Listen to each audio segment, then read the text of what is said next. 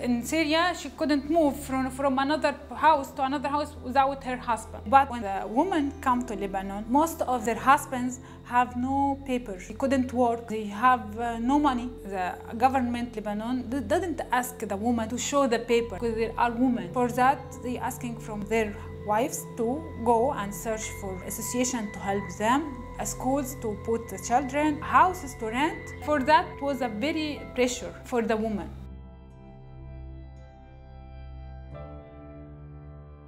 Some of them came to the school and want to register their children, but they couldn't read the announcement or the paper outside. The date is because they didn't know Arabic.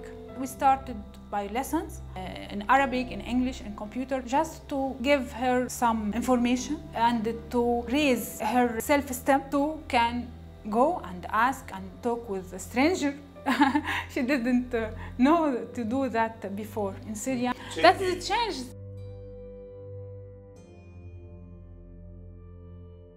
They said, of course we will return and we want to return. We want to build our country, but we will another woman. We come to Lebanon and we learn something.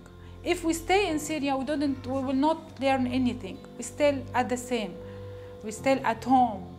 We haven't do anything. Just bring children. Of course, it's a bad situation for them, but we have some light. Maybe that is the bright side of the war, even if the war haven't any bright side. The first thing, they need support. They need someone to hear. I receive daily between 5 and 10 women just in private session. They want to talk about something they're suffering, husband and wife issues, family issues. Some of the women already have beating from their husbands. Their husbands are very violent with them. At the beginning, I don't have the answer for anything, but they have listened to themselves. I leave them to talk and I point them to something they said already. For that, me and them found the solution.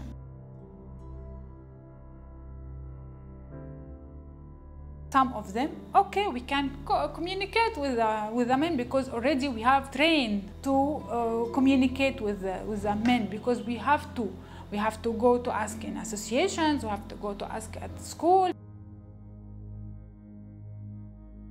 Syrians, they said the woman doesn't know anything, doesn't do anything, just caring of the house, making food, caring of the children, and that is easy for the men, as they say. They said the woman doesn't know anything, they are all the time shouting, they crying. I said, okay, you are right, but we have to know the reasons of that. Last meeting, we have a discussion about anger management. Some of them said, yes, I feel angry because I didn't find work, because I couldn't pay the rent, because, okay, so what? Okay, when you beat your children or you're screaming your wife, beat your wife, what you get? You have a very angry family right now. There is nobody love you. They said, yes, they all said, you are right. And we agree that they all will looking for another way to decrease their anger and work with anger or stress by another way. I start to her just to talk. When he raise his voice, I will not talk with you right now because you are very sad or you are very angry. Take your time.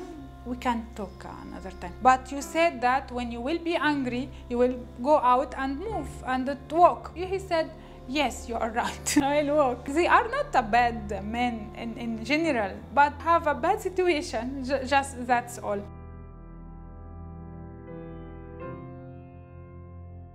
Men ask his wives, go and ask the social worker about her opinion. That's a big move. That's a big move for men to ask a woman her advice. The men starting to talk with me, starting to talk with their wife and about their wife in respectful way. Many of them said, thank you, JRS, because my husband right now is respecting me.